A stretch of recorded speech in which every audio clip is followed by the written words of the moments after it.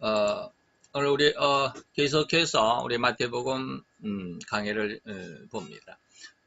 이제 오늘 우리는 이제 예수님께서 우리가 흔히 말하는 산상수훈이라고 그러는데 그 이제 본론의 가장 큰 핵심, 물론 본론 중에서 서론은 이제 지났고 예수님이 그 이제 그 율법과는 율법에 대해서는 한마디도 안 했던 그래서 유대인들이 좀 의아하게 생각할 수 있었던 그런 상황 속에서 율법과 전혀 상관이 없는 것이 아니라 율법을 완성하는 그러한 성도가 되어야 된다라고 이렇게 말씀하시면서 율법을 완성하는 성도가 도대체 뭐냐라고 하는 그런 어떤 문제가 남겠죠. 도대체 율법을 완성하는 게 뭐야? 율법을 지키는 게 뭐야?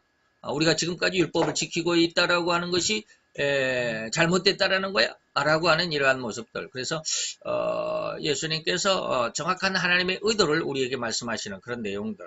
그 중에 이제 오늘 살인 이제 5가지 계명을 예수님께서 우리에게 말씀하십니다. 그 중에 첫 번째가 이제 살인 계명인데 각 계명 5개의 각 계명 중에서 4개씩 이렇게 예수님께서 예를 들어주십니다.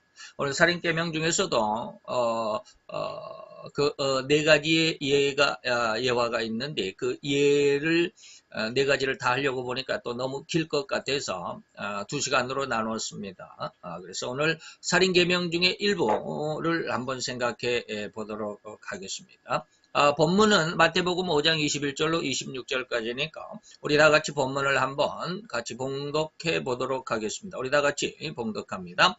옛 사람에게 말한 바 살인치 말라 누구든지 살인하면 심판을 받게 되리라 하였다라는 것을 너희가 들었으나 나는 너희에게 이르노니 형제에게 노하는 자마다 심판을 받게 되고 형제를 대하여 라가라 하는 자는 공회에 잡히게 되고 미련한 놈이라 하는 자는 지옥불에 들어가게 되리라. 그러므로 예물을 제단에 드리다가 거기서 내 형제에게 원망 들을 만한 일이 있는 줄 생각나거든 예물을 제단 앞에 두고 먼저 가서 형제와 화목하고 그 후에 와서 예물을 드리라. 너를 송사하는 자와 함께 길에 있을 때에 급히 사화하라. 그 송사하는 자가 너를 재판관에게 내어주고 재판관이 관에게 내어주어 옥에 가둘까 염려하라. 진실로 내게 이르노니 내가 홀이라도 남김이 없이 다 갚기 전에는 결단코 거기서 나오지 못하리라. 이 말씀입니다. 아주 굉장히 무서운 말씀들인데 우리가 지금까지는 성경을 읽으면서 그냥 성경이 그냥 활자체로 다시 말하면 문자로 이 말이죠. 인쇄되어진 문자로 그냥 활자체로 우리가 읽어 가지 않았나라는 그러한 그 어떤 두려운 마음을 저는 많이 갖습니다. 물론 이전까지는 저도 그랬으니까 근데 지금은 하나님의 말씀을 하나하나 읽을 때마다 정말 많이 두렵습니다. 오늘 이 살인 계명에 대한 4가지 예화가 이제 오늘 21절로 26절까지 안에 있는데 이것을 우리가 그 내용을 정확하게만 안다면 우리는 정말 하나님 앞에서 옴짝달싹 못하고 그 자리에서 완전히 오그라들 수 있는 그러한 어떤 말씀들이거든요. 그런데 우리는 전혀 그걸 느끼지 못하죠. 그러니까 우리가 이 세상에서 잘 먹고 잘 살아가고 있습니다. 자, 이런 내용들을 우리가 오늘 한번 생각을 해보도록 하겠습니다. 그래서 오늘 말씀의 그 핵심 키워드들 우리가 해시태그라고 그러는데 늘 지금 계속 제가 이런 해시태그를 씁니다. 키워드가 뭐냐면 계명, 하나님의 계명이죠. 그 중에 살인 계명입니다. 이 살인죄에 해당하는 사람들 하나님의 심판에 당하게 될 것이고 분노함, 노함이라고 하는 것 오늘 본문의 오늘 그 설교의 중심입니다. 그리고 라가라고 하는 이건 욕인데 집 나가라 뭐 이게 아니라 이스라엘의 발음 그대로입니다.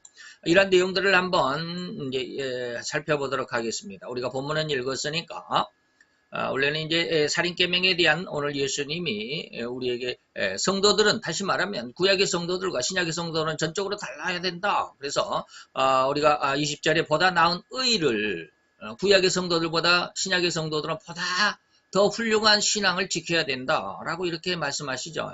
어떻게 보면 외형적인 어떤 신앙을 중심으로 하는 주일날 성수주의를 하고 뭐 11조 잘하고 하는 이런 어떤 외형적인 어떤 신앙보다도 그 내면에 있는 그 마음 중심을 하나님이 말씀하시는 그런 의미이기도 합니다. 그래서 정말로 철저하게 아름다운 하나님의 그 진리를 지켜가는 사람들이 누구냐? 바로 성도들인데 이 보다 나은 의를 설명하시는 예수님이 이렇게 말씀하시고 그것으로 끝나버린다면 이게 도대체 보다 나은 의가 뭐야? 기준이 뭐야 이 말이죠. 우리가 이쁜 사람 그러면 기준이 없잖아요. 이쁜 사람 그러면 이게 너무나 이게 뭐라고 그럴까? 이게 누가 이쁜지를 기준이 없잖아요. 뭐 그러면 뭐 우리가 흔히 말하는 연예인들 중에 뭐 김태희를 기준으로 해서 이쁜 사람 그것도 기준이 안 돼요. 다 같이 나는 김태희보다 더 이뻐라고 다 주장한 그러죠. 그런데 그런 기준이 없어요. 그래서 다 쉽게 말하면 이게 객관성이 있어야 된다라고 하는 것입니다. 그래서 그 정확한 어떤 기준을 예수님께서 말씀하시는데 5가지 계명 중에서 이제 한 계명당 4개의 예화를 들어서 예화가 아니라 예를 들어서 이렇게 쭉 이야기를 하십니다. 그래야만 보다 나은 의가 구약에는 이러한 신앙생활을 했다면 신약에서는 그보다도 4배나 더 많은 4배나 더 훌륭하게 지키는 그러한 신앙이 되어야 된다라고 하는 그런 어떤 의미가 있습니다. 그래서 이제 보다 나은 의를 지키기, 보다 나은 의로운 삶을 살아야 된다라고만 말씀해버리고 그만두신다면 모든 사람들은 혼동 속에 빠져버리겠죠. 무엇이 기준이야? 뭐야? 어떤 게 보다 나은 의야? 라고 이렇게 하겠죠. 그러나 예수님은 인간들이 그런 너무나도 한계의 인간의 그런 그 생각과 사상, 마음 이런 것들의 한계를 예수님이 너무나도 잘 아시죠. 그래서 이제 정확한 어떤 기준, 객관성 있는 그런 기준을 말씀하게 되신다 이런 뜻입니다. 즉 구약의 성도들은 이제 그 말씀을 한번 보는데 구약의 성도들은 이렇게 율법을 지켰지만 신약의 성도들, 구약의 성도들은 뭡니까? 짐승의 피로 말미암아 구원함을 얻었던 사람들. 그러면 신약의 성도들은 어떠한 사람들이요? 예수님의 피와 성령의 세례로 말미암아 구원함을 얻은 사람들입니다. 그래서 질적으로 차이가 다르다 이 말이죠. 차이가 있다라는 것이죠. 신약 성도된 너희들은 이제는 이 정도는 돼야 보다 나은 의라고 할 수 있지 않겠느냐라는 예수님의 그런 기준이죠. 그래서 그 보기를 이제 5가지 계명을 말씀하시는데 살인에 대한 계명, 그 다음에 간음에 대한 계명, 보상에 대한 계명, 그리고 사랑에 대한 계명, 그리고 맹세에 대한 이렇게 5가지를 계명에 대해서 말씀을 하시면서 각 그 5가지 계명들 중에 4가지로 그 기준을 세워 주십니다. 우리는 이미 구약의 성도들과 신약의 성도된 우리들에게 구원을 이루는 그 차이를 이미 잘 배웠죠. 제가 방금도 말씀드렸듯이 구약의 성도들은 짐승의 피로 동물의 피로 구원함을 얻은 자들이라면 우리는 뭐요? 예수님의 피와 성령의 세례로 성령의 역사로 구원함을 얻은 자들이다 라고 하는 것입니다. 바로 이러한 어떤 차이, 그래서 이 차이 안에서 신약의 성도된 우리, 다시 말하면 예수님의 피와 성령의 은혜로 말미암아 구원함을 얻은 우리들이 얼만큼 더 율법을 잘 지켜야 하는지 바로 이 5가지 율법에 대해서 예수님이 말씀하신 것 하나하나 생각해보자 이 말입니다. 첫째는 이제 살인계명에 대한 건데 살인계명에 대해서 보다 나은 의라고 하면 이제 예수님께서 4가지를 말씀하셨다라고 그랬죠. 자, 그 이야기를 한번 해보도록 합니다. 즉 구약은 양심과 짐승의 피로 구원함을 얻었던 사람들입니다. 그때는 아직 예수님이 오시기 전이니까. 그래서 그들을 뭐라고 그랬느냐면 대표적으로 서기관과 바리새인들이라고 흔히들 말합니다. 성경에서 서기관과 바리새인들 그러면 그것은 곧 구약을 의미하는 구약 속의 하나님의 백성들, 다시 말하면 구약의 성도들 의미하죠. 그래서 다른 말로 하면 구약의 성도들. 이런 사람들에게는 살인죄가 어떻게 적용이 되어 있느냐면 구약의 성도들에게는 직접 사람을 죽여야만 살인죄에 해당했었습니다. 직접 사람을 죽여야만 그것이 살인이다. 다른 것은 살인죄인지 아닌지를 몰라요. 막 미워하고 욕하고 지금부터 말하는 4가지의 이런 내용들은 구약에는 살인죄라고는 할 수가 없었습니다. 그런데 신약에 와서는 이제 이런 것들이 된다. 다시 말하면 이제 계속 말씀을 드립니다. 그러나 이제 예수님의 피와 성령의 은혜, 예수님의 피와 성령의 은혜를 제가 다시 한번 이렇게 좀 짚어보고자 합니다. 다시 말해 곧 신약의 성도들에게는 결코 주님의 약속이 그대로 이루어질 수 있다는 걸 믿어야 합니다. 다시 말하면 예수님은 뭐라고 그랬느냐면 보혜사 성령님의 역사, 다시 말하면 성령 세례가 있을 것이라고 하는 것입니다.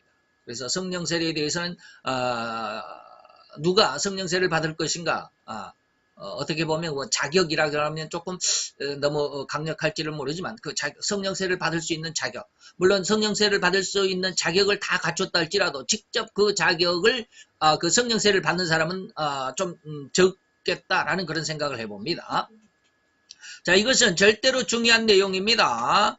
다시 말하면 제가 이제 무엇을 여러분들에게 말씀을 드리고자 하려고 한다면 성령의 세례를 받는 사람은 제가 지금까지 설교 속에서 성령 세례는 곧 성령세를 받은 사람은 영성인이 된다라는 걸로 여러분들이 좀 이해를 하시고 있었으면 좋겠습니다. 그래서 성령 세례가 무엇이다, 영성인이 무엇이다, 영성이 다 이루어진 사람들 무엇이다라고 하는 것을 쭉 말씀을 드렸습니다.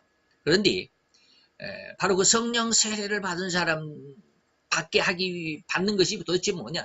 성령 세례를 받으면 어떤 사람이 되느냐? 영성인이 된다라고 하는 게 도대체 어떠한 삶을 살아가는 사람을 영성이라고 하느냐라고 하는 그런 내용입니다. 자, 이것을 이제 조금 옆 사이드에서 이제 설명을 한번 해봅니다. 그래서 이제 성령 세례라고 하는 것 절대로 중요한 것이 뭐냐면 이것이 너무 중요한 것인데 저도 지금까지 이것이 그렇게 중요하다라고 생각하지 못했습니다. 그런데 너무나도 중요합니다. 정말 이것이 얼마나 중요한 것인지 성도들, 신앙인들은 정말 잘 모르는 것만 같습니다. 이전까지 저도 잘 몰랐습니다. 그래서 성령 세례가 임하면 어떠한 성령 세례가 있으면 권능을 임하니까 그냥 막 귀신을 쫓아내고 병을 고치고 막 이런 것으로 중점적으로 생각을 할 수도 있습니다. 저도 그랬으니까. 근데 그게 아니다라는 거예요. 성령 세례의 본래 목적은 뭐냐면 투두가 아니다. 뭘 하느냐가 문제가 아니다. 뭐 귀신을 쫓아내고 또 뭐 병든 사람을 일으키고 막 기적을 일으키고 능력을 나타내고 이런 투도 뭘 했느냐 행함에 대한 그 은혜가 아니다. 이것보다도 먼저 전혀 아니다라는 것은 아니지만 그것보다도 먼저 우선되는 것이 뭐냐면 to be라고 하는 사실입니다. 무엇인가 되는 것입니다. 되는 것. to be 무엇인가 되는 것이죠. 예. 그러니까 무엇인가 상태를 의미하는 겁니다. 행동이 성령 세례는 행동이 먼저 우선되는 것이 아니라 상태가 우선된다라고 하는 이 굉장히 중요합니다. to be. 네가 신앙인이 됐느냐 이 말입니다. 신앙인이 되지도 않고 신앙이 어떤 껍데기만 쓰고 있으면 그는 신앙인이라고 할 수 없다. 그래서 마태 7장 22, 3절이 나오는 겁니다. to도 무엇인가 행하려고만 하는 거죠. 투비라고 하는 건 너무나도 중요하다. 곧 하나님은 인간이 얼마나 많은 일을 했는가, 그리고 얼마나 얼마나 성공한 사람인가, 세상으로부터 얼마나 성공한 사람으로 인정을 받았는가에 결코 관심이 없습니다. 하나님은 그렇다 이 말이에요. 근데 우리는 거기에 더 관심이 있죠. 네. 나는 얼마나 성공을 했느냐, 내가 세상 사람들에게 얼마나 자랑하고 싶은 것이 있느냐.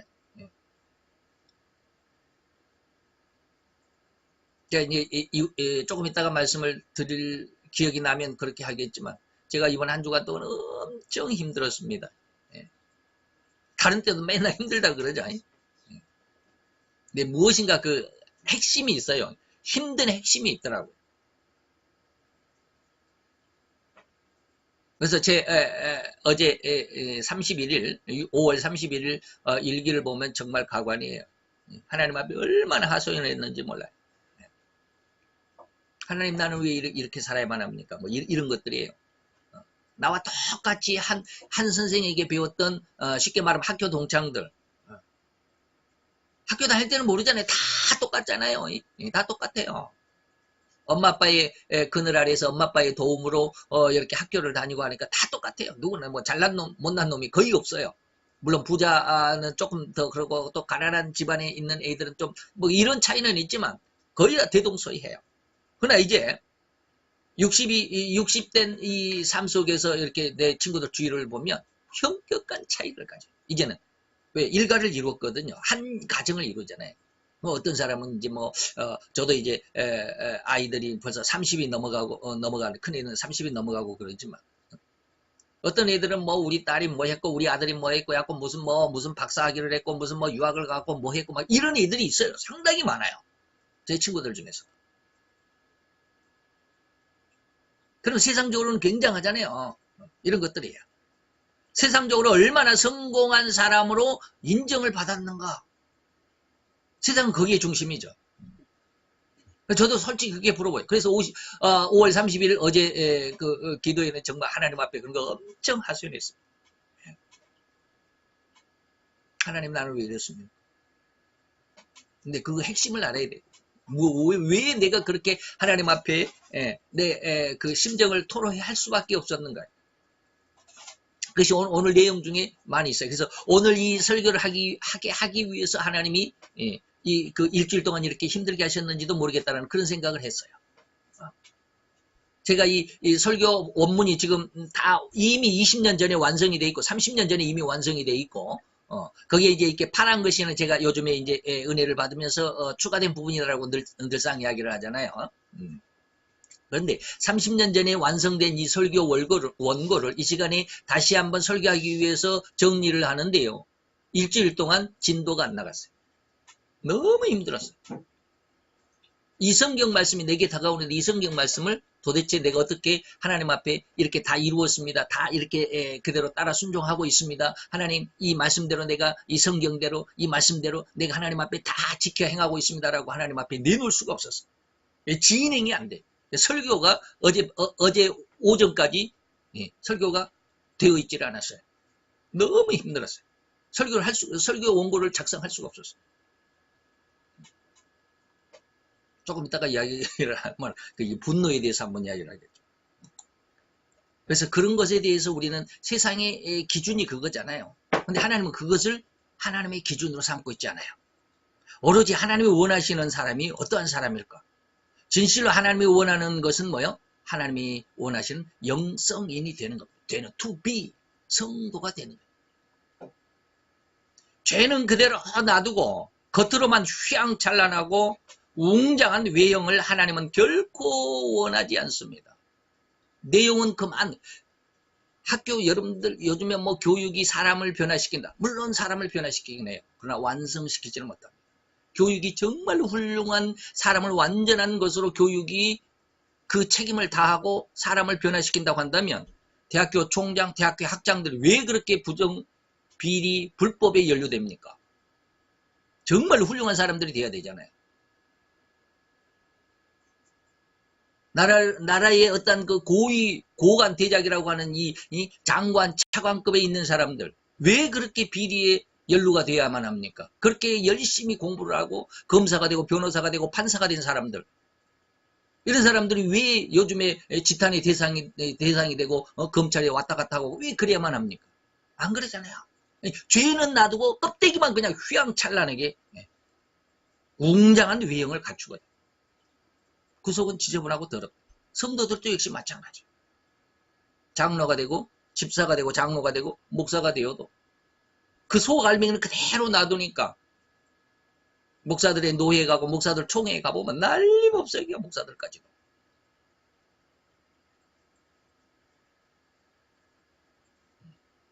단 일반 성도들 뭐 장로, 권사, 집사 이거 말할 것도 없죠. 이런 영성인으로 성장시켜 가시기 위해서 하나님은 예수 그리스도의 십자가의 보혈을 필요로 하신다고 했습니다. 그래서 예수님의 보혈로 십자가의 보혈로 말미암아 새로운 천국의 생명, 새 생명이라고 우리가 늘 말하죠. 새 생명을 심어주시고 그 생명의 능력을 더하시는 보혜사 성령님의 세례, 성령 세례로 인하여 세상을 뭐한다? 이기고 정복하는 되었을 때에 행하는 이 말이에요. 되지 않고 행하면 너무 힘들어요. 그죠? 어저께인가 그저께인가 제가 근무를 하다가 인터넷을 이렇게 뒤져보다가 너무 안타까운 사람, 물론 다 안타까워요. 예? 안타까운 사람들 너무 많아. 어떤 어린아이는 지금 5살인가 6살인데 이 한쪽 손이 완전히 그 아주 큰 손이 있잖아요. 그런 손처럼 이렇게 막 부어오르는 거예요. 근데 이게 속에서 썩어가는 그런 병이라고 그래요. 우리나라에서 그걸 고칠 수 있는 아직 그 기술이 조금 부족하고 뭐 또 수술비도 너무 많이 들고 그래서 좀 도와달라고 하는 그런 내용들이 있잖아요. 그런 내용이 있는가 하면 어저께는 이 아빠 혼자 아기 둘을 키워요. 딸내미 둘을 키우는데 5살 그 다음에 이제 2살인가 그래. 5살 2살인가 그래. 근데 둘째 아이를 낳고 엄마가 집을 나가버렸어. 이렇게 아빠가 이 두 아이를 키우기 위해서 다니던 직장도 그만두고 이제는 기초생활수급비로 이 아이들을 그래서 뭐 이렇게 알바를 하면서 또 뭐 페이지 같은 거 주면서 이렇게 생활을 한다는데 몇 살이냐면 24살이야. 아빠가 24살이야. 아이가 큰애가 5살이야. 그럼 얘가 몇 살 때 애기를 낳았다라는 거예요? 20살 때 애기를 낳았다라는 거 아니야. 큰애를. 쉽게 말하면 아직 사회에서 자기 독립을 갖출 수 있는 그런 어떤 능력이 못 된데 아기를 덜컥 나니까 아기를 키울 수가 없는 거야. 어떻게? 양육할 수 있는 아직 능력이 부족한 거야. 이 아빠에게. 엄마에게도 역시 마찬가지. 엄마가 견디다 못해 둘째를 낳고 집을 나가버린 거야. 엄마도 물론 나이가 어렸겠지. 뭐 아빠가 20살이었으면. 그 사람이 뭔가가 되고 난 다음에 할 수 있는 일거리를 주는 거야. 하나님은 지금 그렇게 하시겠다고. 투비가 중요하다. 네가 성도가 돼야 돼. 영성인이 돼야 이제 네가 할 수 있는 일이 뭐냐면 세상을 이기고 정복하는 일을 할 수 있는 거예요. 근데 우리는 지금 그렇지 못하고 있잖아요. 투비가 아니라 투두가 먼저 우선. 이것에 대해서 저도 무지하게 많이 하나님 앞에 지금 하나님과 씨름하고 있는 중입니다. 그래서 이렇게 성령의 세례, 보혜사의 성령의 세례로 말미암아 이기고 정복하고 더욱이는 이기고 정복한다라는 말은 뭐냐면 사단의 모든 권세와 정사 여기까지라도 정복하고 제압하여 다스릴 수 있는 이러한 사람을 누구다? 영성인이다. 성령 세례를 받은 사람. 하나님은 이걸 원하신다. 뭘 먼저, 뭘 웅장한 일을, 뭐 큰 일을, 뭐 교회를 건축하고 이런 것들이 중요하긴 하지만 좋은 일이긴 하지만 그것이 우선되는 것이 아니라 이것이 먼저 돼야 된다. 그래서 예수님의 피와 성령님의 은혜로 인해 거듭난 생명에게는 결코 그 마음속에 무엇이 없어요? 죄라는 것을 찾아볼 수가 없어야 돼요. 근데 우리는 너무 많은 죄 가운데 있잖아요. 속을 다스리지 않고 껍데기만 휘황 찬란하게 지금 뒤집어 쓰고 있으니까. 속 마음은 전부 죄악이야. 내가 잘 돼야 되고 내가 성공해야 되고 내가 복을 받아야 되고 남에게 내가 좀 자랑할 만한 무엇인가가 있어야만 하고 저도 그 속에 지금 엄청나게 많다고 그러잖아요. 어제 5월 31일 날 오늘 6월 1일이니까 5월 31일 날 제 일기에 보면 엄청난 그런 고민들 하나님 앞에 토로해 놓은 거 있어요. 왜 이래야 됩니까? 답은 있어요. 답은 이따가 말씀드릴게요. 그래서 더욱이 성령 세례를 받은 사람이라면 어찌 그 심령 속에 죄악의 찌꺼기가 남아있을 수 있겠느냐 말이에요. 성령이 역사했다면, 성령 세례를 받았다면. 그래서 제가 성령 세례를 받았다는 사람들을 인정을 안 하는 이유가 바로 그거예요. 저는 성령 세례가 뭔 줄 알아요? 성령 세례를 받으면 그 속에 죄악의 찌꺼기도 없어요. 근데 그 성령 세례를 받았다는 사람들이 자기 욕심적인 어떤 말, 저는 이제 글쎄요, 여러분들이 제가 이런 말을 하면 여러분들이 저를 이해를 해줄지 아니면 인정을 해줄지를 모르겠지만 저는 사람들이 이렇게 대화를 하는 걸 보면 그 사람의 어떤 물론 안 믿는 사람들은 제외해 놓고 뭐가 다 똑같으니까 안 믿는 사람은 뭐 말할 것도 없으니까 믿는 사람들 속에서도 대화하는 것 그 사람들 어떤 삶의 어떤 생활 속에 잠깐이라도 보게 되면 그 사람의 수준이 어느 정도인가를 이해는 예전에는 조금이지만 요즘에는 거의 이해를 합니다. 거의 들여다볼 수 있습니다. 뭐 저 자신부터 그러지만 성령 세례를 받으면 성령 세례 받은 사람은 그 속에 죄악의 찌꺼기가 없어요. 근데 성령 세례를 받았다고 하는 사람들이 이런저런 어떤 자기 욕심에 자기 어떤 자기 주장을 막 드러내는 이런 사람들 보면 정말 안타까워요. 물론 나도 지금 그러지 못하고 있는 상황인 것은 분명해요. 나도 내 욕심이 너무 많더라고요. 그래서 하나님 앞에 어제 그렇게 싸웠어요.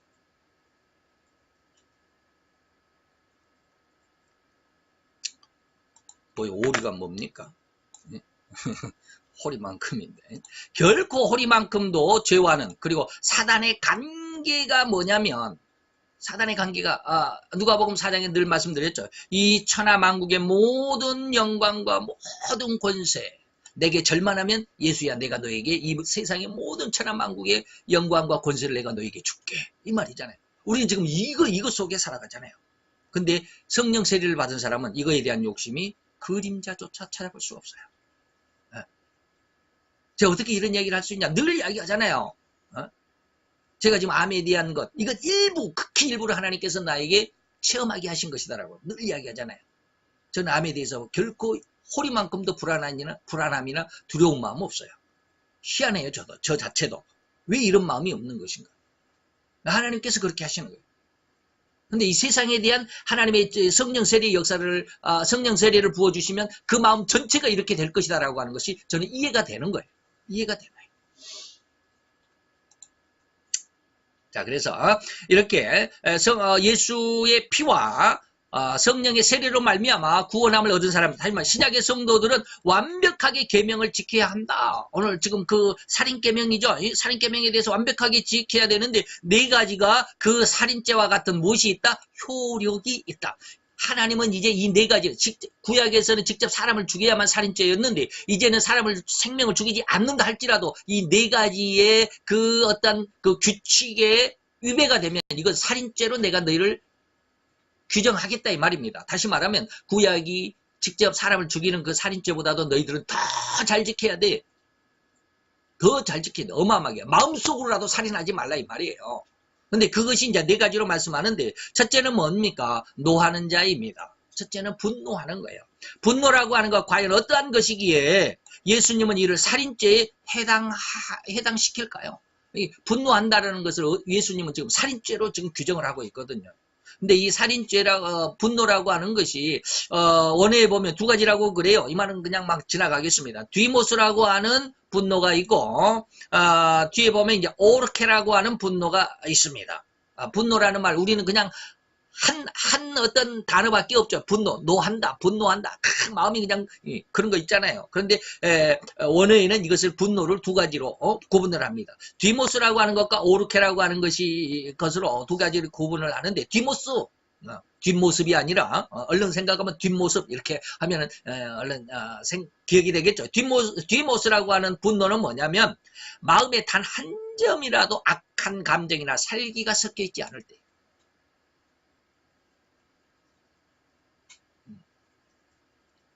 그런 상황에서 상대방의 엄청난 포악, 엄청난 불이 여기에 대항하여 나타나는 이른바 의로운 분노, 의분이라고 말할 수 있습니다. 근데 인간은 거의 이 의분이 없습니다. 예수를 믿으라 그러는데 왜 안 믿는 거야? 그건 나는 의분입니까? 아닙니다. 자기 감정입니다. 그건 오르케입니다. 그건 뒷모습가 아닙니다. 근데 다 자기를 뒷모습가 아니라 나는 오르케의 분노다라고 자기 자신을 포장해버리니까 자기 자신을 들여다볼 수가 없어요. 네. 의분이라고 하는 겁니다. 이것은 예수님이 성전을 청결케 하실 때에 예수님의 그 마음, 요단강가에서 세례 요한이 세례를 베푸는데 바리새인과 서기관 율법사들이 왔을 때 이 독사의 자식들아라고 욕을 했을 때 그 욕이 정말로 악한 감정에서 나타났을까? 아니, 이게 바로 세례 요한의 마음은 정말로 하나님의 그 어떤 천국에 대한, 하나님의 생명에 대한, 하나님의 영원한 그 하나님의 축복에 대한 것을 바리새인들과 사두개인들, 서기관과 율법사들은 지금 오해하고 있다. 나는 잘 지키고 있는데, 나는 정말 훌륭한 신앙인들하고 잘하고 있다라고 하는 그들의 그 모습을 볼 때 정말로 하나님의 마음에서 분노가 날 수밖에 없다. 하나님이 징계하실 수밖에 없는 이 말이에요. 그런 마음을 의분이라고 그럽니다. 그래서 인간은 저는 거의 한 사람도 이 의분, 뒷모습이라고 하는 분노를 가질 수 없다라고 생각합니다. 물론 영성인이 됐을 때에는 그럴지 모르겠지만 영성인이 됐을 때는 아예 분노가 없습니다. 왜 없을까요? 원수도 사랑하는 사랑의 마음이 그 원 자체가 되어버리기 때문에 그렇습니다. 다 용서가 됩니다. 근데 나는 절대 용서가 안 되더라고요. 죽었다 깨나도 용서가 안 되더라고요. 그 모습이 뭐냐면 지난 한 주간 동안 있었어요. 자, 두 번째는 오르케라고 하는 분노인데 이것이 바로 우리 인간들이 나타내는 화입니다. 우리가 흔히 말하는 화, 스트레스. 옛날에 누가 그랬습니까? 누가 했지?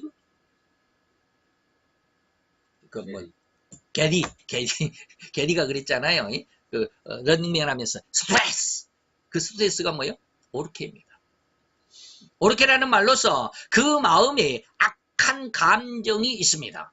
그리고 은근한 어떤 계산이 있습니다. 그래서 자기 욕망으로 계획하고 상대를 억압하고 악하게 만들고 상대에게 피해를 입히려고 하는 의도적인 분노. 이게 오르케입니다. 막 화가 나가지고 상대를 죽여야 되겠다라고 하는.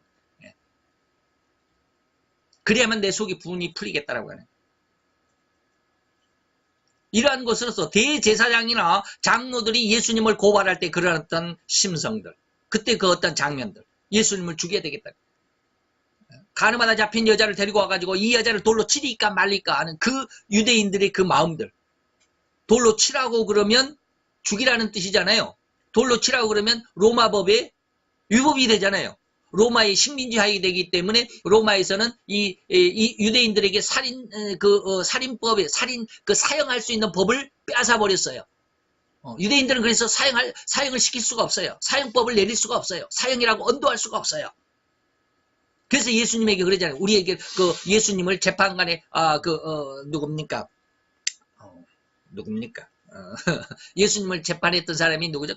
금방 이름도 얼른 하도 흥분했나 봐 내가. 이름도 생각이 안 나네. 예?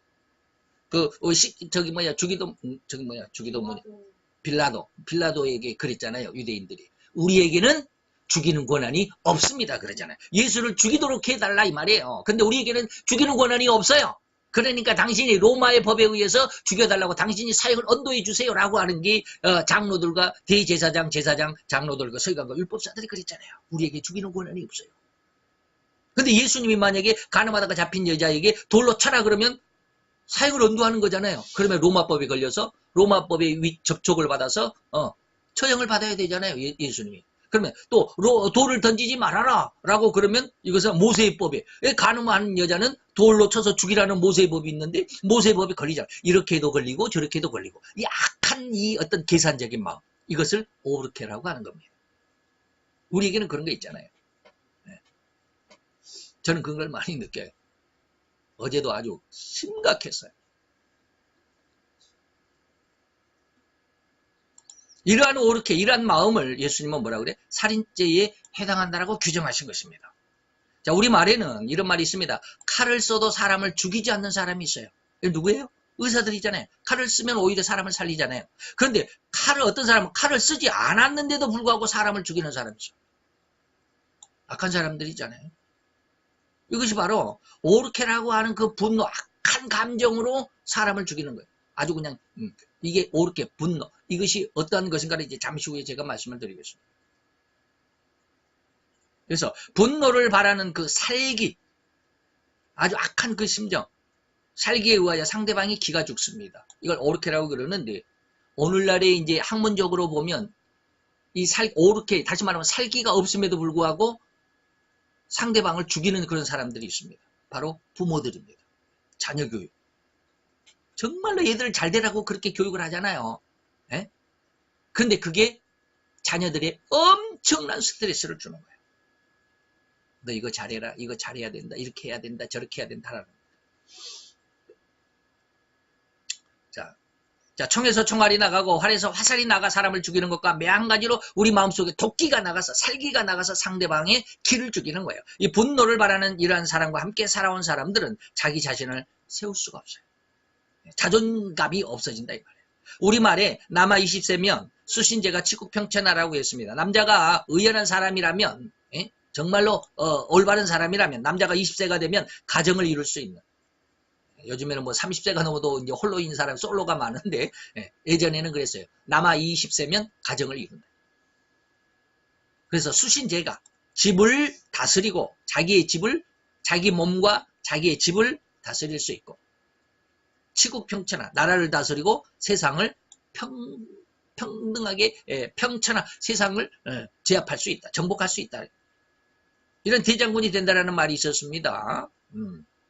그런데 분노 안에 살아온 사람들은 항상 남의 눈치를 보게 되고 자기의 기상을 펼칠 수가 없는 그런 성품으로 성장하게 됩니다. 다시 말하면 이렇게 하면 아니면 저렇게 하면 누구누구에게 이런 비난, 이런 꾸지람을 듣지는 않을까 하는 그런 마음이 항상 조바심이 있어요. 그래서 제대로 자기의 뜻을 추진해 나갈 수가 없어요. 결정할 수도 없어요.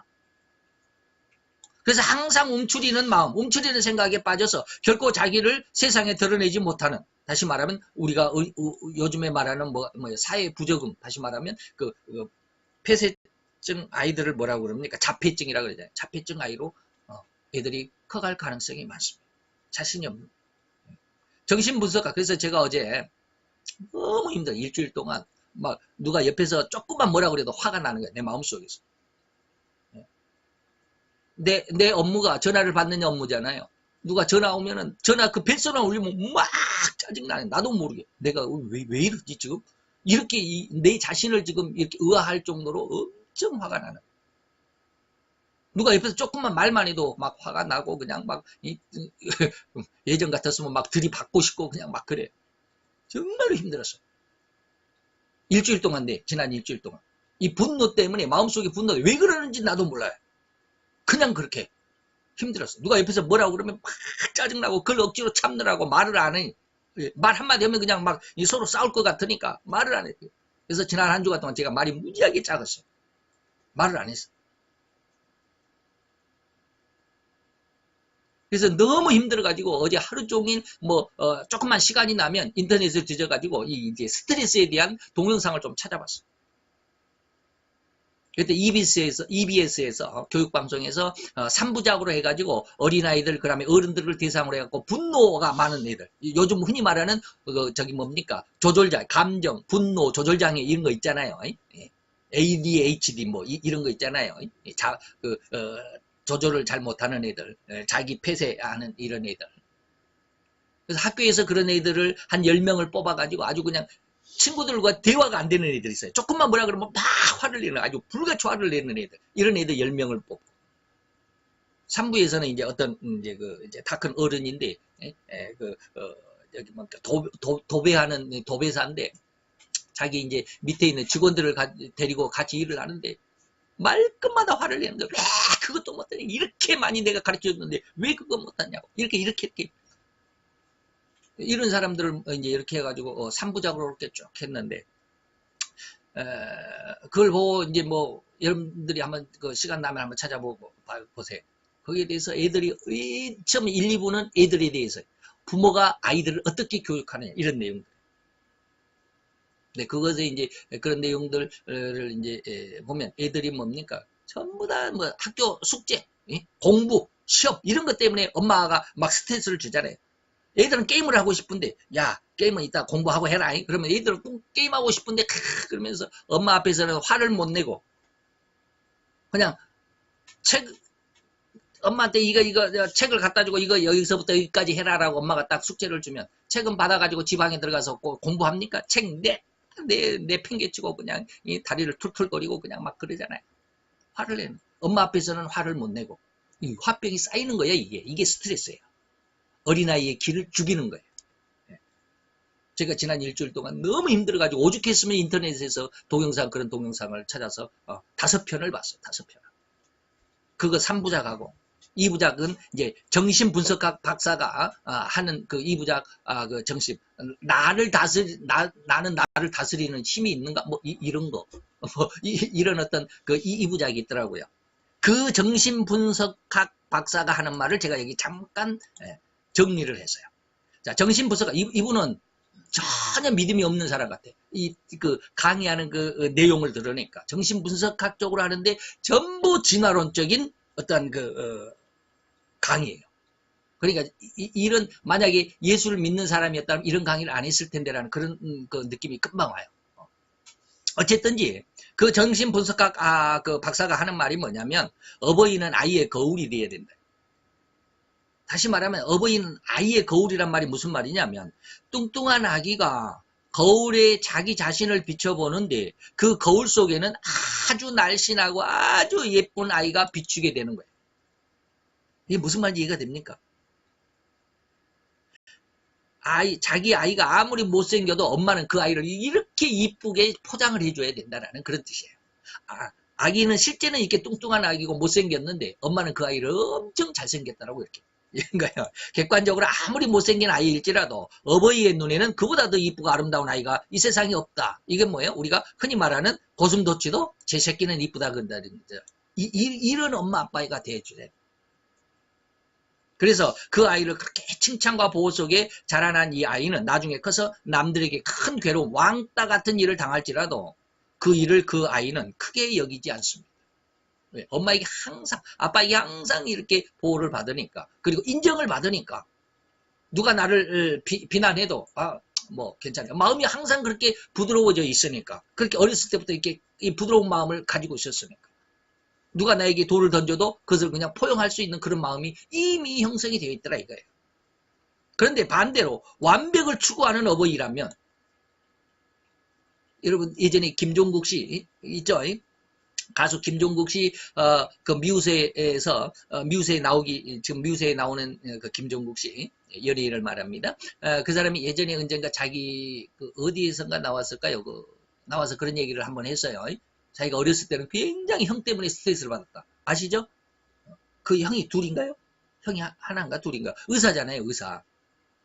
형이는 의사고 공부도 잘하고 막 그러는데 자기는 공부도 못하고 막 그러니까 늘 형 때문에 스트레스를 받았다 그러잖아요. 근데 지금은 자기가 형 월급의 몇 배를 받는다 그러냐, 한 달에.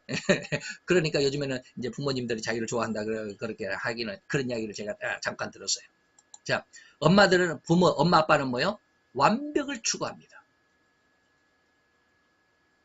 그래서 이 아이는 100개에서 99개를 다 잘했어요. 근데 한 개가 부족해. 한 개를 잘못했어. 그러면 엄마 아빠 왜 이거 한 개 잘못됐냐? 이거 조금만 잘했으면 네가 100점 맞았을 텐데 왜 99점을 맞았냐? 이런 이야기를 하잖아요. 이런 이야기를 하면 그 아이는 엄청 스트레스를 받는 거예요.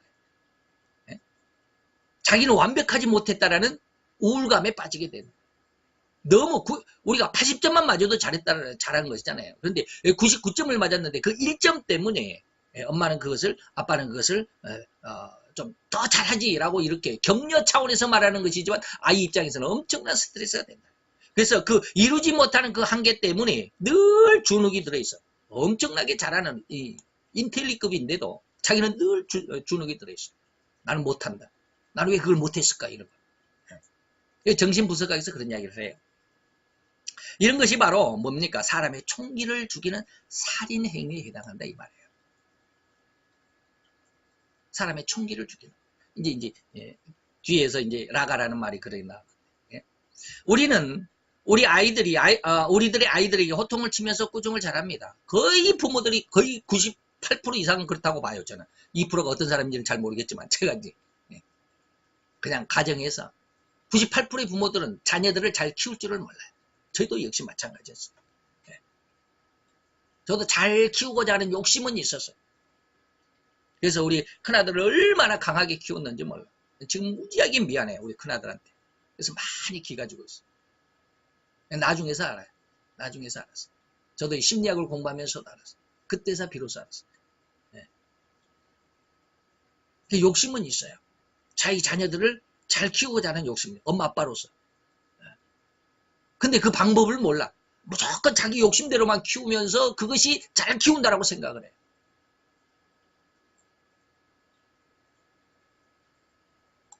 이것이 바로 뭐요? 살인죄에 해당한다라는 거예요. 우리 마음속에서부터 뿜어져 나오는 이 악한 생각과 분노. 물론 부모들이 자녀들에게는 그런 악한 생각과 분노는 거의 없을 수도 있어요. 잘하라고 그렇게 하는 거야. 예. 그래서 그 3부작, EBS 3부작에서 아이가 글씨 무지하게 못 쓰나 봐요. 아주 지렁이가 꿈틀거려도 그보다는 더 잘 쓸 것 같은 그런 글씨인가 봐. 도대체 못 알아보겠으니까 엄마가 늘, 야, 이게 도대체 무슨 글씨냐? 좀 글씨 좀 잘 쓰면 안 돼? 뭐, 이런 쪽으로 이야기를 하니까 얘가 늘 스트레스를 받는 거야. 근데 이제, 그 아이가 10명의 그 어떤 그 그룹, 이제 그 스트레스, 그 해소하는 그런 그룹의 EBS의 그 이제 그 어떤 뭘 하는, 뭐라 그럴까? 그 시험하는 거기에 가가지고 엄마는 엄마들대로 또 아이들은 아이들대로 그런 어떤 이제 훈련을 받아요. 그렇게 하고 나서 이제 엄마가 뭐라고, 야, 이 글씨는 이렇게 생겼는데 조금 이렇게 썼으면 이쁘게 엄마가 좀 알아봤으면 좋겠다. 이렇게 하니까 애들이 한결 더 마음이 부드러워진다. 라는 그런 이제 결론을 그 영상에 있어요. 엄마 아빠는 그렇게 잘하라고, 애들한테 잘하라고 그래요. 잔약한 마음이 없어요. 너무 애타는 마음으로 아이를 그렇게 사랑하니까 네가 잘 돼야 되겠으니까 이렇게 하면 네가 잘 되는 것에 거침이 되니까 이런 것을 없애면 네가 잘 될 것 같아. 그러니까 간절한 마음으로 엄마 아빠는 아이들에게 그렇게 가르쳐요. 근데 아이들에게 그게 엄청난 스트레스고 그것이 이 아이들에게 화가 돼, 분노가 되게 하는 거예요. 그래서 엄마 아빠에게 분노가 없는 아이들이 없어요. 우리 아이들도 그럴 거예요. 엄마 아빠에게 굉장히 서운한 감이 많을 거예요. 정말로 훌륭하게 그렇게 자녀를 키우는 엄마 아빠가 과연 세상에 있을까? 한 2%는 있겠죠. 전혀 없다고 말할 수 없겠죠. 그래서 이런 은혜로운 아들과 딸들로 잘 성숙된 우리 잘 양육하는 그런 성숙된 성도들이 되었으면 좋겠죠. 그래서 야고보는 성내는 것이 하나님의 의를 이루지 못한다. 너무나도 우리는 성경 말씀을 잘 알고 있죠. 우리 성경대로 산다고 그러잖아요. 난 말씀대로 산다고 그러잖아요. 시체말로 한번 해볼까요? 개뿔. 아무것도 성경대로 한 사람이 없어요. 저 자신도요. 정말 심각해요. 우리가 그냥 성경을 그냥 한번 아까 처음에 말씀드렸던 것처럼 인쇄체로 그냥 활자체로 한번 쑥 읽고 지나가니까 내가 성경대로 잘 사는 것 같아. 주지성수 잘하고 11조 잘하고 교회생활 잘하니까 내가 성경대로 사는 것 같아. 그러나 오늘 이 성경 한마디만 해도 우리는 전부 다 살인자잖아요. 두 번째입니다. 라가라고 하는 말입니다. 라가라고 하는 것은 히브리 욕인데 히브리 사람들이 하는 욕이에요. 근데 그것을 우리말로 번역을 하지 않고 그냥 히브리 발음으로 그대로 옮겨 적은 것이 라가라는 말이에요. 그래서 이 라가라는 말의 어떤 의미는 뭐냐면 정신 빠진 놈이라는 뜻이에요. 혹은 얼 빠진 놈, 넋 빠진 놈이 말이에요. 아이고 우리는 그렇잖아요. 아이고 이 정신 빠진 놈아, 넋 빠진 놈아 이런 말을 자주 하거든요. 근데 요즘에는 잘 그런 말을 안 쓰더라고요. 저 어렸을 때 이런 말 무지하게 많이 썼어요. 그래서 이것은 다시 말하면 상대편을 인격적으로 모독하는 욕입니다. 그래서 이것이 영어로는 바보라는 그러한 말인데 히브리어로는 이게 라가라는 말입니다. 그래서 영어 발음으로는 라가 이제 그 발음을 그대로 썼는데 히브리의 역설 중에 하나로서 마태오 5장 22절에 아람어로 레카라는 말이 이제 그 음사가 뭔 뜻인지 모르지만 음사로서 그 뜻이 공허하다라는 뜻입니다. empty, 영어가 empty가 빈 그런 뜻이죠. 예. 그 다음에 미련한 풀이라는 뜻인데 또 다른 말로 하면 텅 빈 머리 empty head라는 그런 뜻입니다. 머릿속에 든 것이 아무것도 없다. 예.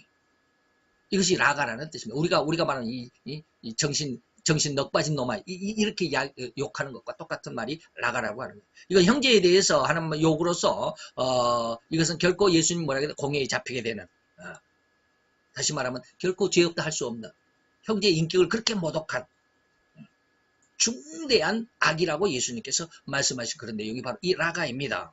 이제 이것은 아주 이제 간단하게 말씀드립니다. 인격적으로 상대를 모독하는 말을 예수님이 살인죄로 규정을 했습니다. 그것이 도대체 무슨 뜻이냐? 왜 인격적으로 모독한 것이 도대체 무슨 살인죄가 되느냐? 이 사람을 살해하는 것은 뭐예요? 그 사람의 생명이 자리에 100년을 살기 때문에 100년의 생명을 죽이는 것이 이거 진짜 육체적인 어떤 죽이는 그런 살인죄라고 한다면 그 사람의 인격을 모독하는 것은 뭐예요? 그 사람의 명예를 인격을 죽이는 거예요. 다시 말하면 우리는 뭐예요? 사람은 죽어서 뭘 남겨? 이름을 남겨. 그 사람의 인격이 남아있는 거예요. 그래서 우리가 보면 우리나라에 무슨 을사오조약에서 오적 있잖아요.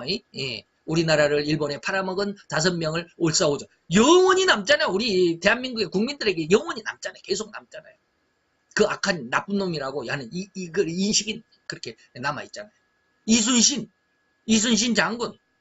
그러면 우리가 배운 대로 이순신 장군 우리나라를 구한 큰 역경 속에서도 상대방을 탓하거나 상대방에게 모든 것을 죄를 다 전가시키고 그런 것이 없는 상대방이 자기 모함해도 그 모함에 그대로 감옥에 갈 수 있는 삭탈관직을 당해도 상대방에게 전혀 피해를 주지 않았던 이런 훌륭한 그래서 나중에는 뭡니까 백의종군했던 이 쫄딱으로 우리 말하면 시체 말하면 이등병 짝대기 하나로 전쟁에 참여하기도 했던 이런 훌륭한 나라를 구한 사람 이순신. 우리는 전부 다 그렇게 기억을 하고 있잖아요. 이게 뭐예요?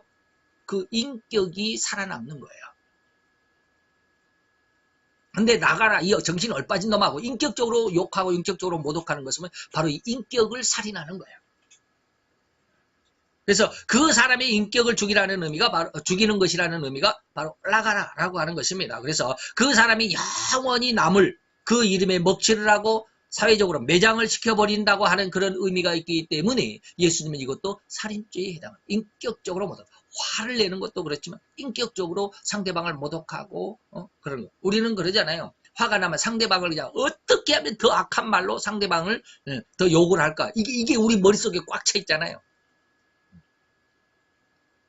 그래서 더 이상 세상에 없을 어떤 그런 욕을 그냥 막 만들어내려고 머릿속에 완전히 그냥 진동이 일어나잖아요.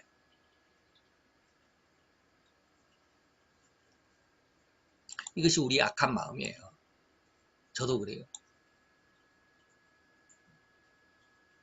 지난 한 주간 동안 어마어마하게 심했어요. 누가 조금만 뭐라 그래요.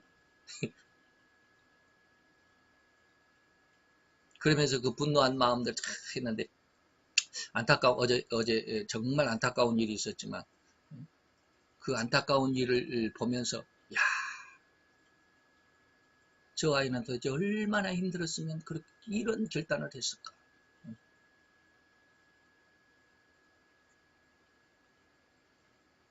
얼마나 마음의 그 분이 차오르고 그것을 해결하지 못했으면 스스로가 그걸 해결하려고 했을까.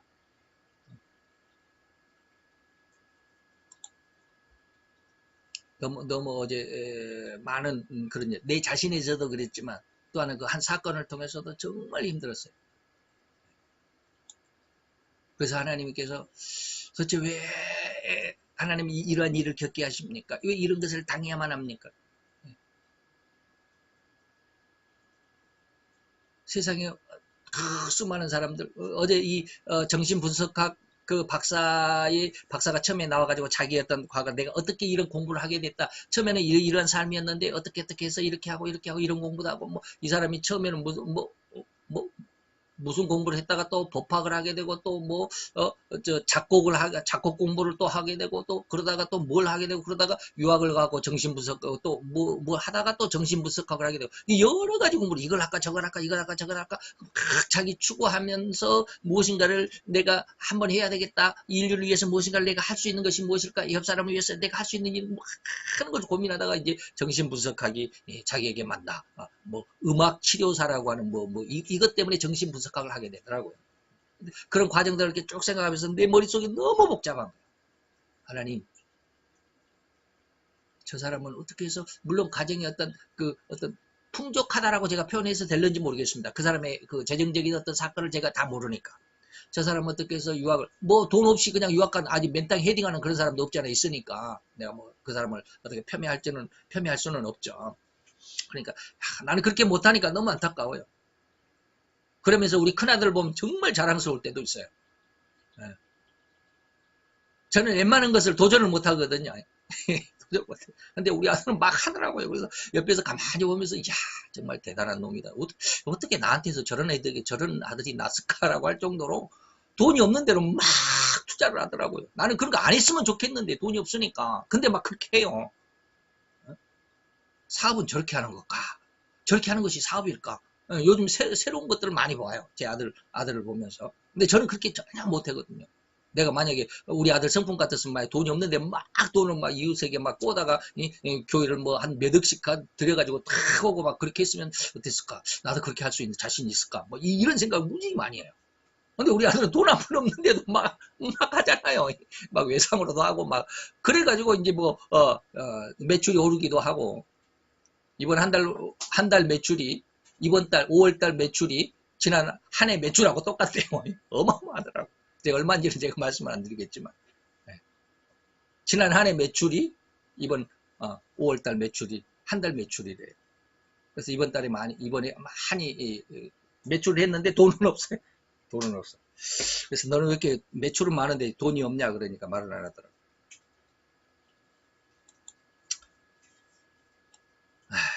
어쩌다 이런 말을 했는지 모르지만 지난 한 주간 동안 제 마음이 너무 힘들었어요. 사람들에게 그냥 막 아무나 들고 아무나 누가 나한테 뭔 말만 하면 그냥 아무나 막 멱살 잡고 싸우고 싶을 정도로 너무 힘들었어요. 그러다 보니까 이제 또 어제 아주 불미스러운 그런 사건 하나를 보면서 너무 마음이 아픈 거예요. 저 아이는 어떻게 부모에게 어떤 스트레스를 받았을까? 나는 과연 내 아이들에게 그런 스트레스를 안 줬어. 이거 말할 필요도 없죠. 엄청난 스트레스를 줬죠. 근데 이거는 나는 정말 내 아이를 잘 키우고자 하는 그런 마음이었는데 하나님의 말씀에 비춰보면 이게 살인죄였어요. 그나마 이제 잘 커져서 좀 다행이긴 하지만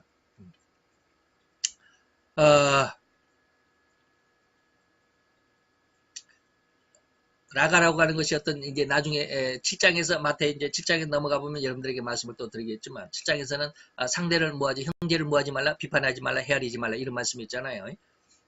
이것이 바로 라가라고 하는 다시 인격적으로 완전히 매장시켜버리는 그런 것과 똑같은 내용이니까 이제 그때 가서 더 자세히 말씀을 드리겠지만 만약에 내가 이 사람을 인격적으로 이제 라가라 다시 말하면 저 바보 같은 녀석이라고 이렇게 말을 하면 그 말을 듣는 다른 사람은 그 사람에 대한 선입관이 생겨버리잖아요. 저 사람은 이런 사람이 돼 라는 거야. 그렇게 되면 그 사람은 친구를 사귀는 게 다른 사람이 자기에게 친구를 안 해주잖아요. 다가오지를 못하잖아요. 이것이 뭐요? 비판하는 것이고 헤아리는 그런 결과. 더 자세하게는 마태 7장에 가서 말씀을 드리겠습니다. 그래서 이것이 뭡니까? 사회적으로 산매장을 당하게 되는 것이죠. 상대방을 죽이는 거예요. 그 사람의 이름은 이 사회로부터 영원히 죽임을 당하게 되는 것입니다. 그래서 육신의 생명은 육신의 생명을 죽이는 것은 100년 미만의 어떤 그런 생명을 죽이는 죄라고 할 수 있지만 인격을 죽이는 것은 영원한 인격을 죽였다라는 그런 죄. 그렇기 때문에 예수님께서 이것이 바로 살인죄다라고 하는 것입니다. 하나님의 의로 말미암아 하나님의 의는 뭐예요? 예수님의 십자가와 성령의 세례로 말미암아 이 말이에요. 하나님의 의로 말미암아 구원함을 얻은 신약의 성도가 이 정도는 지켜야 되지 않겠습니까? 근데 성령 세례를 받았다 하면서 이걸 못 지키는 사람이 부지 있습니다. 저는 아직 아예 성령 세례를 못 받았다. 나는 완전히 까놓고 얘기를 하잖아요. 저는 성령 세례를 아직 받지 못했어요. 그래서 내 마음속에 이런 울분도 많고 욕심도 많고 막 화도 많고 분노도 많아요. 그러면서 하나님께서 그런 어떤 결론을 마음속에 은근히 심어주셨어요. 세상에 그런 부귀영화, 모든 명예와 모든 영광을 네가 보느냐.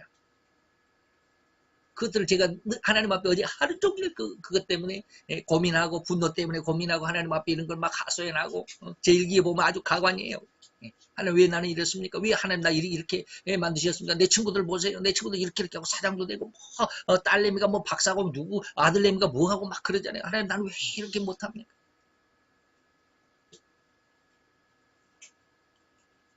하나님이 그러시더라. 이게 바로 세상의 모든 영광과 모든 권세. 세상 사람들이 이렇게 살아요. 다시 말해 모든 영광, 모든 권세가 그러면 없어야 됩니까? 그런 영광이 전부 다 사단의 것이라면 그러면 예수 믿는 사람은 뭐 영광도 없고 뭐 권세도 없고 뭐 세상에서 아주 죽을 치고 살아야 됩니까? 하나님이 그러시더라고요. 제 마음속에. 하나님을 중심으로 한 명예와 영광은 세상을 정복하고 다스릴 수 있다.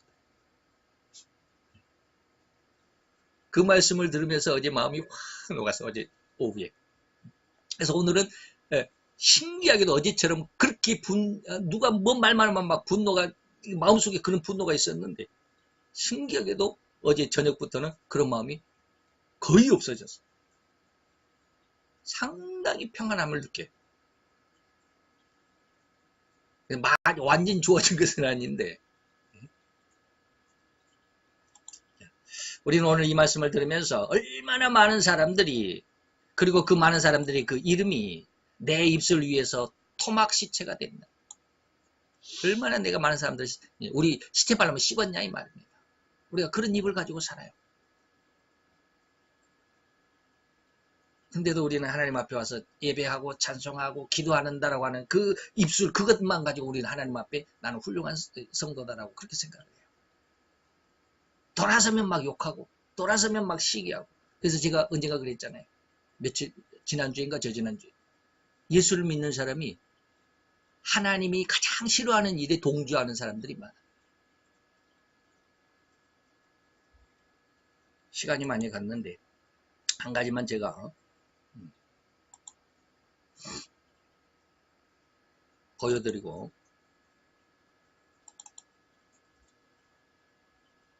제가 지난 한 주간 동안 힘들어하면서 이거는 제가 이제 일기니까 다 보여드리기는 좀 그렇고 그 중에 하나만 제가 아주 특별하게 제가 지금 말씀드린 그 내용을 28일 날 5월 28일 날 하나님이 박쥐와 그런 인생들에 대해서 아주 충격적인 그런 어떤 의미를 저에게 주셨어요.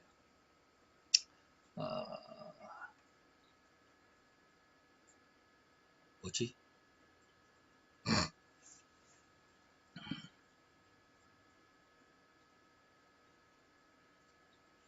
제가 그래서 지난 주간에 그 장군의 아들을 보다가 깜짝 놀랐어요. 여러분 장군의 아들 그 박상민 씨 나오는 장군의 아들 2 그거 1, 2, 3부작 있죠? 그것을 어떻게 하다가 그냥 봤어요. 하도 이제 옛날에 다 봤는데 심심해서 어떻게 이제 한번 봤는데 그 안에 대사 한마디에 제가 깜짝 놀랐어요. 도대체 저 작가가 저 말을 왜 했을까? 저 안에. 예. 그래서 이 세상이 바로 그런 까마귀와 박쥐 같은 사람들이에요. 그런 사람들도 너무 많아. 너무 많은 게 아니라 다 그런 사람. 이게 이제 제가 내가? 이게 조금 두목 바꿀 일도 없지. 난 두목감이 아니야. 자넨 어느 나라 사람이야? 관두시죠, 선생님. 외놈들 야쿠자 율법이 중요한 이 하얀 옷을 입은 민족이 사람의 더 귀중한 것이고 그 대사를 잘 한번 들었어요. 이제 자넨 지금 알량한 깡패 규칙을 지키기 위해서 민족을 배반하고 있어. 말씀이 지나치십니다. 세상엔 박쥐 같은 인간들만 들끓고 있어. 네. 지금 뭐라고 그랬어요? 세상에 뭐 같은 사람? 박쥐 같은 사람들이 들끓고 있다. 이 박쥐 같은 사람들이랑 이 작가가 도대체 이 세상 사람들을 박쥐로 비유했을 만큼 그 의미를 알고 있을까라고 하는 깜짝 놀랐어요. 예전에는 이런 말을 제가 전혀 귀담아 들을 수가 없었어요. 굉장히 오래된 영화잖아요, 이게. 지금 박상민 씨가 거의 한 50이 다 됐을 텐데, 저 20대 있잖아요. 한 20년 전에 있었던 영화일까요? 그 다음에, 이정은 교수, 요즘에 그 아주, 그 우리 기독교계에 아주, 강력한 저기 간증으로 하시는 분인데, 잘 들어보세요. 이 땅에서 성경 가르치지 마라. 교회가 세운 학교에서 성경 가르치지 마라. 예배 드리지 마라. 그걸 가르치는 거죠. 그리고 그걸 제도로 만들고 그걸 법으로 만들려고 했던 사람 아닙니까? 근데 제가 오늘 얘기하는 겁니다. 저를 도왔던 자들이 어떻게 목사의 탈을 쓰고 크리스찬이라고 얘기할 수 있습니까? 저를 도왔던 분들이 많습니다. 방금 이분이 뭐라고 그래요? 이정훈 교수거든요. 이분이 옛날에 교회를 그렇게 핍박하고자 했던 그런 법을 만들려고 했는데 자기를 도와준 사람이 누구다? 목사들이다. 목사들이죠.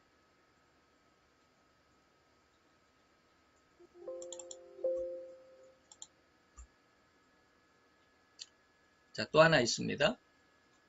이제 본 이름은 대한민국 수호 천주교인 모임입니다. 대수천 대표입니다. 나라가 있어야, 국가가 있어야 종교가 있다. 이게 캐치프레이스입니다. 북한에는 종교가 없지 않습니까? 그런데 지금 우리나라가 지금 공산화 돼가고 있는 그런 지금 순간이지 않습니까? 그런데 지금 뭐라고 그래요? 우리나라 공산화 지금 단계 있다고 해요. 지금 천주교는 이제 거의 이제 망해가는 길까지 왔습니다. 망해가는 길이란 뭐냐면 574만 신자 중에서 2016년 통계입니다. 80.5%가 성당을 안 댕당합니다. 그래서 지금 현재 463만 명이 냉담을 하고 있고 성당에 다니는 사람은 110만 명뿐입니다. 그러니까 이제 머지않아서 이 사람들이 왜 이렇게 되냐면 바로 정의구현 사제되신 분들이 이 교회를 바로 미사 시간을 자기들의 바로 좌익 혁명, 정치 강론을 주로 하기 때문에 이렇게 신자들이 교회를 떠나는 겁니다. 그래서 제가 이제 대수신학을 만들었는데요. 구체적으로 만들게 된 동기는 이 자우장 드렸습니다. 5월 28일 하나님께서 강력하게 이런 어떤 내용들을 많이 그런 분노 속에서 막 세상에 이렇게 박쥐와 까마귀 같은 존재들이 많다라는 것을 쭉 하나님께서 알게 하시면서 갑자기 그러면서 그런 상황 속에서 제가 뭡니까 장군의 아들을 그냥 봤거든요.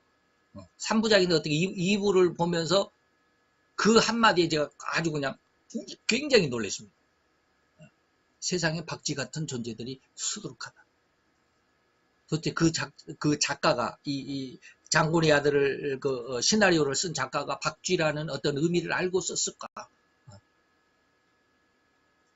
그래서 이 세상은 박쥐와 까마귀 같은 존재들이 많다라는 걸 하나님께 상당히 제가 그날은 상당히 제가 이게 저기를 많이 썼거든요. 이렇게 쭉 28일 이렇게 쪼개서 이렇게 쭉 이렇게 상당히 많은 저기를 썼어요.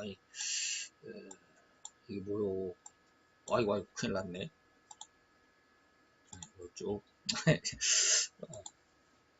자, 그냥 그렇게 긴 하나님께서 은혜를 주시면서 그렇게 했는데 바로 이러한 상황 속에서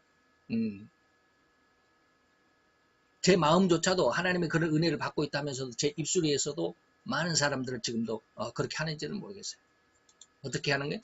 내 입술에서 수많은 사람들의 이름이 터막나 죽는 그런 모습들을 우리가 좀 느껴봤습니다. 저도 이것이 아주 실감이 안 되니까 이렇게 회개가 안 되는 거예요. 느끼기는 하는데 지옥의 느낌을 아직 못 받아요. 어떤 사람들은 정말로 회개한 사람들은 이런 말씀 하나로 지옥의 느낌을 받는다 그래요. 그러면 회개가 아주 그냥 심각하게 통절하게 나타나겠죠. 아직 느낌이 없으니까. 저도 아주 이 말씀에 대해서 그런 어떤 지옥의 느낌을 아직 받지는 못하고 있는 것 같아요. 내 입술에서 수많은 사람들의 이름이 토막나 죽고 있다. 어쨌든지 오늘 우리는 옛날 구약에는 사람을 직접 죽여야만 살인죄가 됐는데 신약의 성도들은 예수님의 피로 구원 얻은 사람들이요, 성령의 세례로 말미암아 구원을 얻은 사람들이요. 그렇기 때문에 그들은 정말로 훌륭한 구약의 성도들이 살인죄에 대한 해당하는 것보다 다 엄격한 보다 나은 의를 지켜야 되기 때문에 너희들은 이러한 곳까지 신앙이 성장해야 된다는 거예요. 쉽게 말하면 성령 세례를 받은 사람이 이런 것을 못 지킨다 그러면 그 사람은 성령 세례가 아니다라는 거예요. 그래서 제가 다 이야기를 하는 거예요. 누가 성령 세례를 받은 사람이 뭐 이런 일을 했다 저런 일을 했다 하는 것을 보면 저는 마음속으로 굉장히 서운하고 정말 답답하고 그래요. 성령 세례가 아닌데 왜 저기 성령 세례라고 그러나. 성령 세례라면 저런 모습이 나타나. 저는 아는 것은 있어요. 그건 아직은 그 안으로 아직 성령 세례로 확 들어갔다면 제가 그런 말도 안 하겠지만 좌우지간 그럽니다. 그래서 오늘 이 말씀이 우리들에게 있어서 정말 하나님 앞에 성도로서 가장 아름답고 귀한 성도로서 가장 아름답고 귀한 정말 예수 그리스도의 그리고 또 성령의 세례로 말미암아 구원함을 얻은 어떤 보다 나은 의를 실현할 수 있는 그러한 성도가 되어가는 또 아름다운 한 시간 또 한 어떤 그 징검다리 한 돌이 되었으면 정말 고맙고 감사하고 좋겠습니다. 기도합시다. 할렐루야. 주님 여호와여, 주께 감사함을 드리나이다. 주의 영광 앞에 있는 이 한 시간 위에 주님 함께 하시고 오늘도 아버지여 이런 우리들의 마음, 이런 우리들의 연약함, 이런 우리들의 정말로 그 남에게 감추고 있는 내 자신의 추악함을 들여다보게 하셨사오니 우리로 인하여 하나님 앞에 더 정결함을 더 은혜와 온전 가운데 더 깨끗함을 얻을 수 있는 귀한 성도, 정말 하나님이 원하시는 영성인의 모습으로 성장하는데 우리의 한 발걸음을 또 내딛게 도와주시옵소서. 우리 마음이 이 말씀에 큰 아버지의 대못이 되게 하시고 그래서 우리 마음을 치고 들어올 때 우리로 캐게 하며 마음을 찔러 쪼개는 귀한 은혜의 말씀이 될 수 있게 하여 주옵소서. 예수 그리스도의 이름으로 감사와 기도드려 싸움나이다. 아멘.